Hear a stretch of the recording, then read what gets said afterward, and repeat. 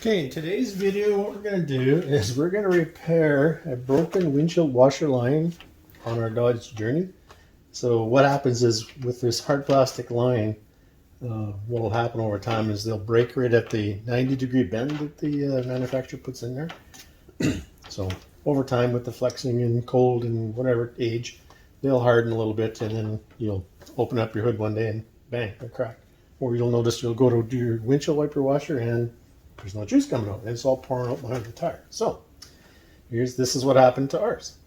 So what I'm going to do today is I'm going to do a $1 repair on this using a short piece of 5/32 rubber tube. And so I'm going to unhook both of these plastic lines from their little clips here. That gives me some wiggle room to it. If you don't do that, you'll end up breaking them.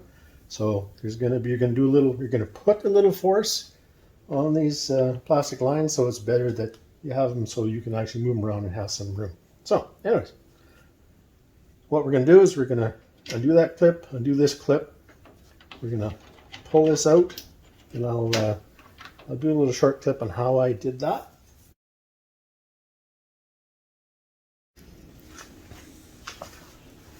Okay, one of the things we want to do is you want to open up this clip right here. You don't have to remove it. If you do, they will pull out if you whirl them back and forth. What I'm going to do is use it. I have a pick. I'm just going to open up the clip, leave it stuck in the hood. But if you look at them, you can tell which way that they'll open. So you put your little clip in there and just give it a pull, and it will eventually open up for you. And then you can remove your hose, and then you can cut your hose and do whatever you need to do because there's going to be some end force on it. So there, that's how you open up the clip. And then in the meantime, what I did is I actually measured the kind of movement that this will have with the rubber hose connection. And here's my $1 piece of 5/32 inch rubber line. So I pre-measured my movement here, and I need about 4 inches of movement, a minimum of 4 inches of movement. So what I did is I put this piece of hose on here, and I measured the starting point, and I closed the hood partially, and I measured how much it moved back, and it's 4 inches. And then I'm going to add an inch because I'm hoping to get a 1/2 inch push on here. We'll see. And then once I put it all back together again, it'll be a friction fit with a rubber joint on that. Shouldn't have any more problems with it. So anyways, first thing I'm going to do is shorten up this piece right here. Here's where it was originally connected. I want to keep a little bit of the down motion on it. So I'm going to take my hand down to a little tube cutter, which I use this for my 1/4 inch drip line irrigation stuff. So just going to cut this off where I have a little bit of the down there. And this one I already straightened it out because I wanted it to be a little shorter. So here's where it clips on. I need an inch and a half of that. Cut that off.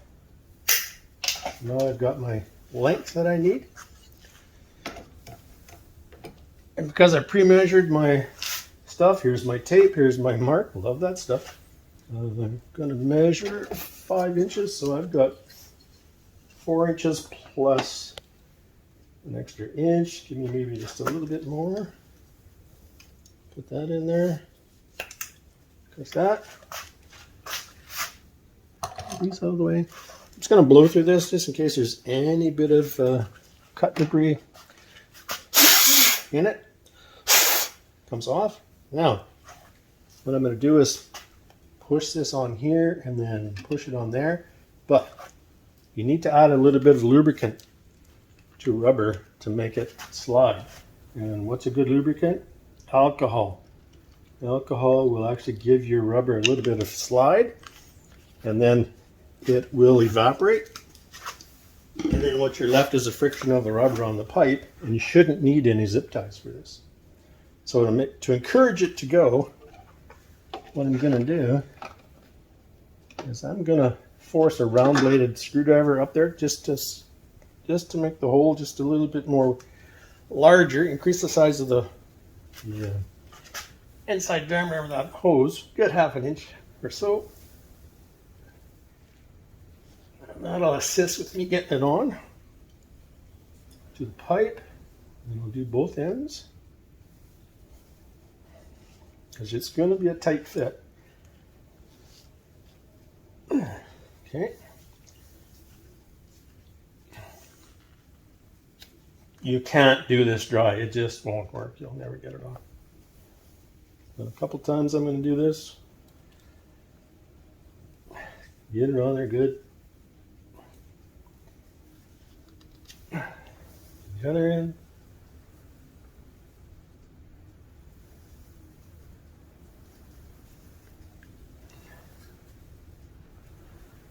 Yeah, I'm pretty happy with that. Take that off. I'm going to start with the upper hose. Get me some lubricant on there. Pull this out.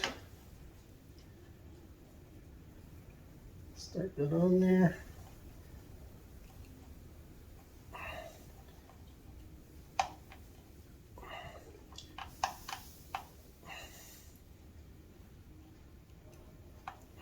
So I got that on 3/8 of an inch. And I'm gonna dip it in my lubricant here. Pull this one out. Force it on there.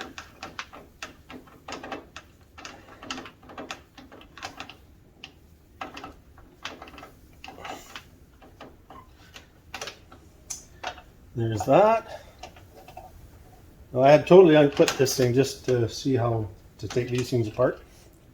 So I'm going to just push this one back in its hole. Like so. Take this thing, open it up, put this one back in.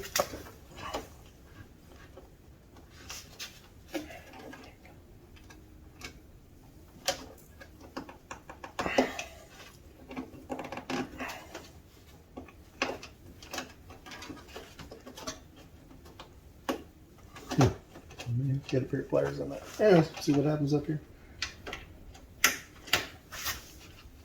Push that one in.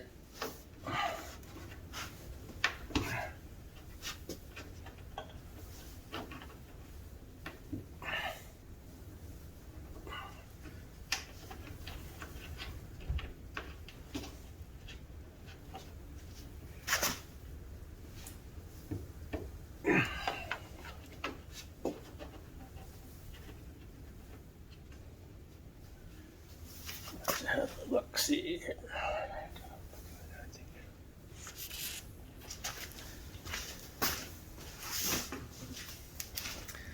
Got a little light so I can see what I'm doing.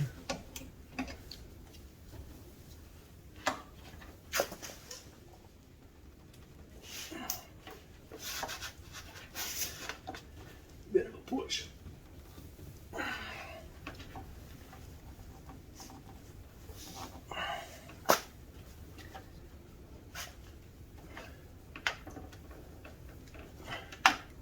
There's that one. So what we're doing here.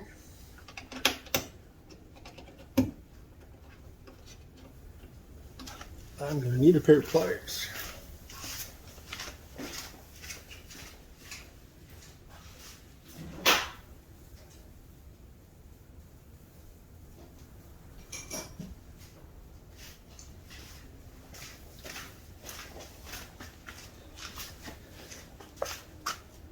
Throw a little bit of needle nose plier work down here.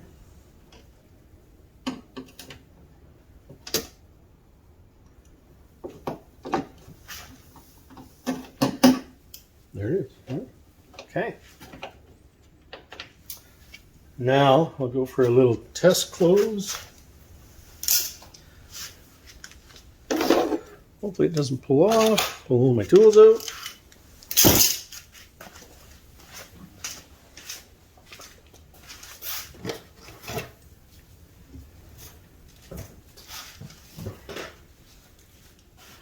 Lower the hood.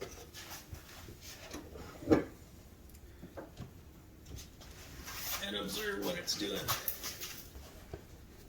Nothing really nice. The question is, will it kink it?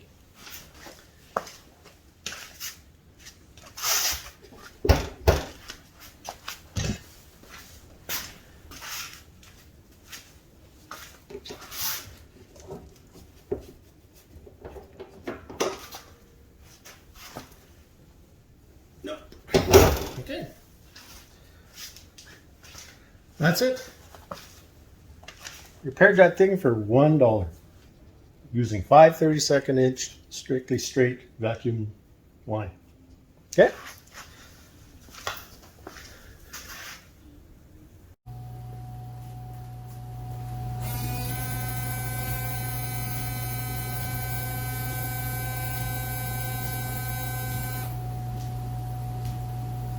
It's not blowing it off.